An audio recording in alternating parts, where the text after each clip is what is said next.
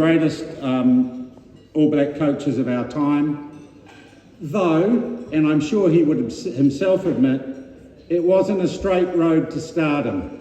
And like most things that are worth it, his tenure as the All Blacks coach had its ups and its downs, and he might say he was lucky to finish on an up.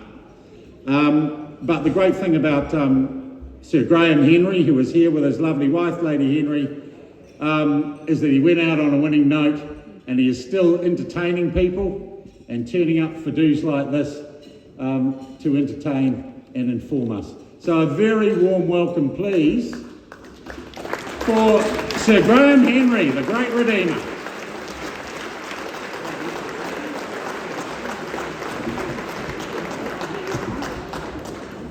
Okay.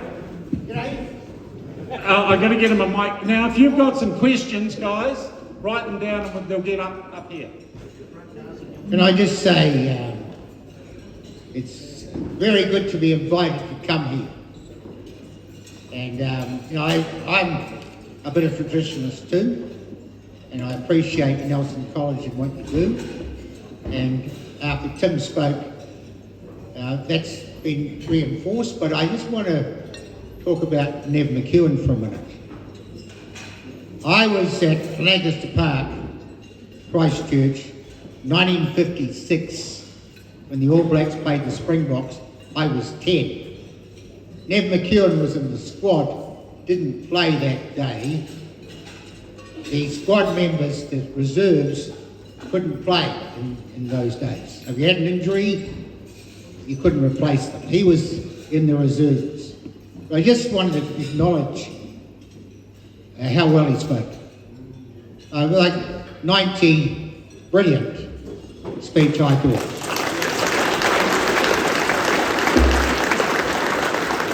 So I don't know how many people here saw him play, but I did. I'm shouting, I did. All right? And I appreciate what he did for New Zealand rugby. That day we won 17-10. It was Don Clark's first game for the All Blacks. Most of you won't know what I'm talking about. He scored 11 points, 2 tries to Dixon and Jardine. So fond memories, Nev, well spoken, great old boy. Thank you.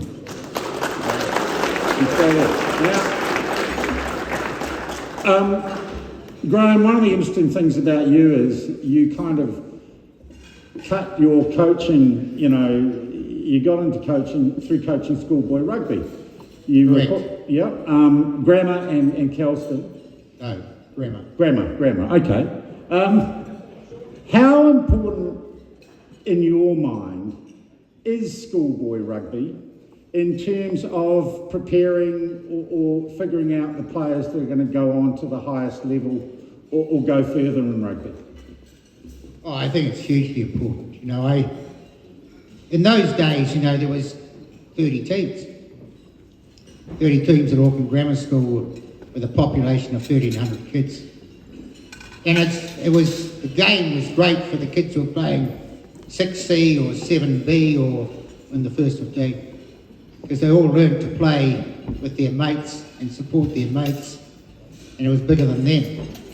So I think rugby changed people's lives, not because they played first 15 rugby, but because they played team sport. The first 15, when I was there, it was a fantastic opportunity for me to experience coaching. I was 28, 29, coaching first 15 rugby, and those guys there's still a lot of empathy there today. I went to the Auckland Grammar Kings game a week ago at King's College, 6,000 people there. It was the 1979 team's anniversary, 45 years. There was 12 guys from the 79 Grammar team that I coached at King's watching that game. They taught me how to coach. I think that sort of rugby is the foundation for what Razor Robinson's going through now. It goes on to the All Blacks. It's the foundation of the All Black team. But, as I said a minute ago, I think it's equally important for the kids who just play the game and experience playing with their mates and experience giving rather than taking, helping other guys achieve things. So, yeah, very important. Good coaching is a lot of man management and managing, I guess, the different characters you have in a team.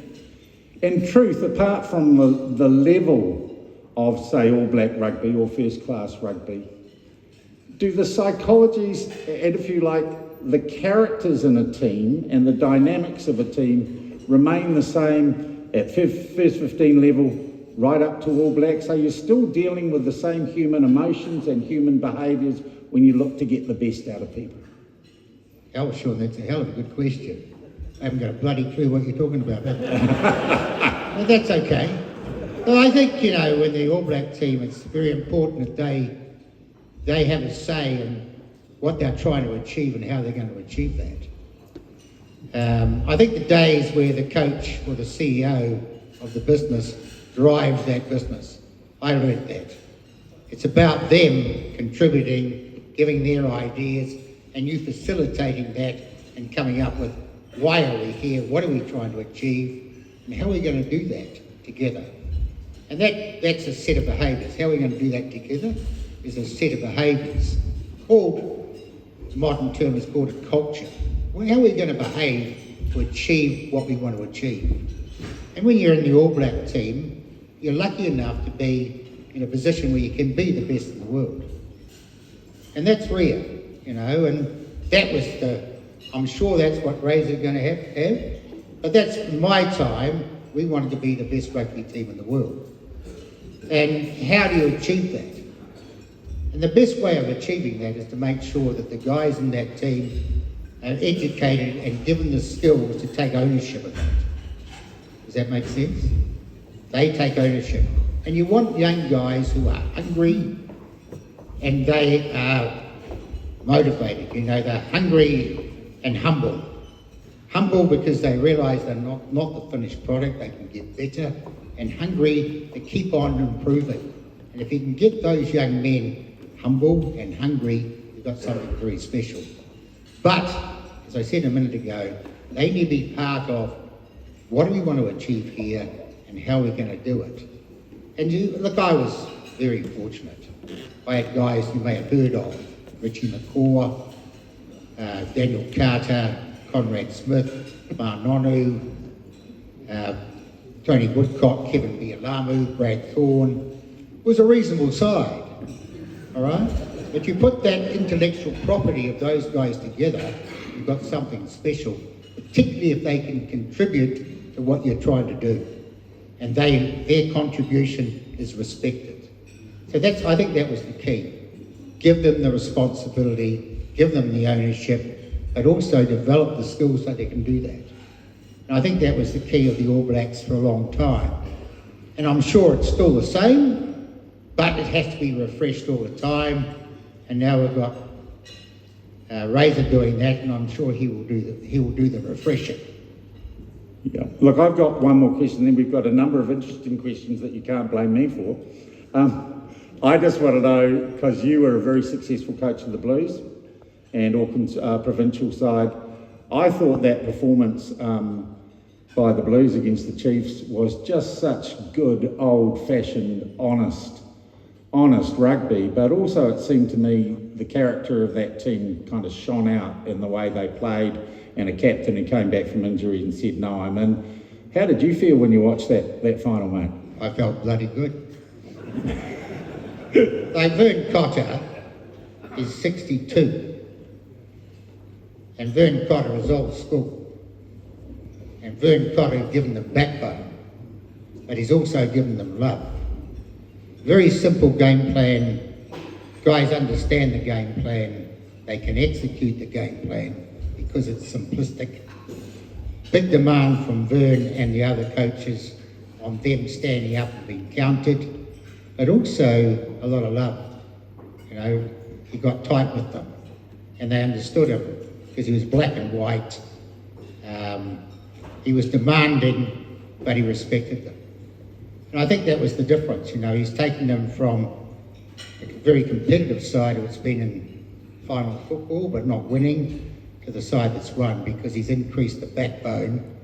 But the backbone doesn't happen through demanding, it's happened because he cared for them. And he's a good man. Old school, nothing wrong with old school. I enjoyed that.